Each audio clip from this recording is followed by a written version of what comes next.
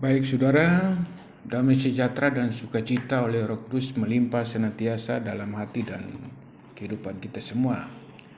Pada kesempatan ini saya menjelaskan sedikit tentang Roh Kudus. Jadi sebagai umat Tuhan, seringkali kita mengaku bahwa kita adalah orang-orang yang telah menerima Roh Kudus dalam hidup kita. Namun seberapa besar kita membiarkan roh itu bekerja di dalam diri kita? Kadang sekalipun kita mengaku bahwa Roh Kudus ada di dalam hidup kita, kenyataannya kita tidak memberi ruangnya untuk bekerja dan memimpin di dalam kehidupan kita.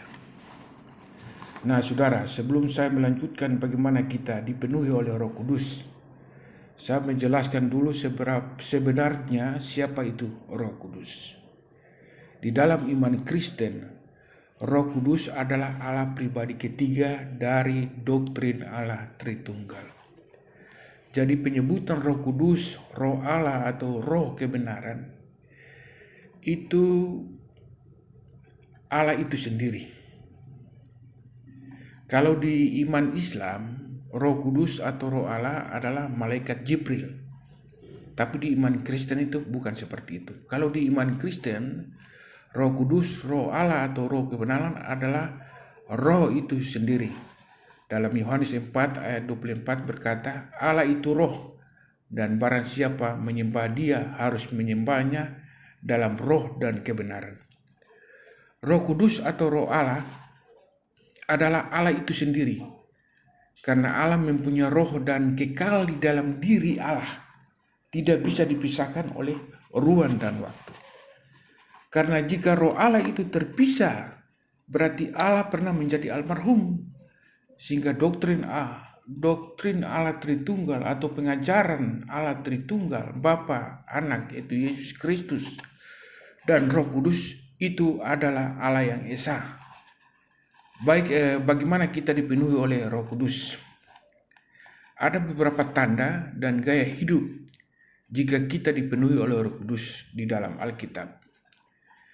Yang pertama, percaya kepada Yesus Kristus. Dalam 1 Korintus 12 ayat 3 berkata, "Karena itu aku mau meyakinkan kamu bahwa tidak ada seorang pun berkata-kata dalam roh Allah dapat berkata terkutuklah Yesus.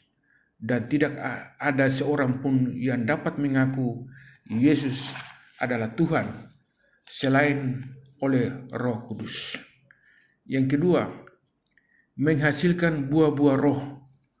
Pada Galatia 5 ayat 22 sampai 23, buah-buah roh adalah kasih, sukacita, damai sejahtera, kesabaran, kemurahan, kebaikan, kesetiaan, kelemah lembutan, dan penguasaan diri. Dan yang ketiga, memiliki karunia Roh Kudus seperti dalam 1 Korintus 12 ayat 9 sampai dengan 11, karunia itu diberikan kepada tiap-tiap orang, karunia iman, karunia untuk menyembuhkan, karunia mengadakan mujizat, karunia bernubuat, bermacam-macam roh, berkata dalam bahasa roh, dan menafsirkan. Dalam Roma 12 ayat 6 sampai 8, karunia melayani, mengajar, menasihati, membagi sesuatu, memberi serta karunia kemurahan. Berdasarkan Injil Yohanes, saudara-saudara, berdasarkan Injil Yohanes 16 ayat 12 sampai 15, orang yang hidupnya terbuka untuk dipimpin oleh Roh Kudus seharus memiliki dua gaya hidup ini. Yang pertama, hidup dalam kebenaran. Kehadiran Roh Kudus dalam diri seorang berfungsi sebagai penolong bagi orang itu untuk mengenali kebenaran-kebenaran yang Allah ajarkan. Yohanes 16 ayat 13 mengatakan, apabila Ia datang, yaitu Roh kebenaran, Ia akan memimpin kamu ke dalam seluruh kebenaran, sebab Ia tidak berkata-kata dari dirinya sendiri, tetapi segala sesuatu yang didengarnya itulah yang akan dikatakannya, dan Ia akan memberikan kepadamu hal-hal yang akan datang. Jika peran Roh Kudus itu, maka sebenarnya orang hidupnya dipimpin oleh Roh Kudus akan semakin dimampukan untuk mengerti kebenaran dan hidup dalam kebenaran itu. Jika ada orang mengaku dipimpin oleh Roh Kudus, namun dirinya masih hidup dalam ketidakbenaran, berarti orang itu belum memberi ruang bagi Roh Kudus untuk bekerja di dalam hidupnya. Saudara-saudara yang dikasihi oleh Tuhan. Yang kedua, memuliakan Allah. Siapapun yang hidup dipimpin oleh Roh Kudus, seharusnya orang-orang itu hidup memuliakan Allah. Sebab kehadiran Roh Kudus di dunia juga berperan untuk memuliakan Allah Bapa dan Yesus Kristus.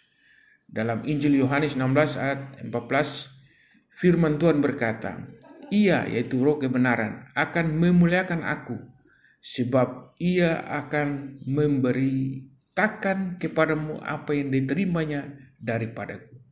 Jadi barang siapa yang hidupnya dipimpin oleh Roh Kudus, tentu orang itu akan melakukan seperti apa yang dilakukan Roh itu bagi Allah, yaitu memuliakan Allah dalam sepanjang hidupnya.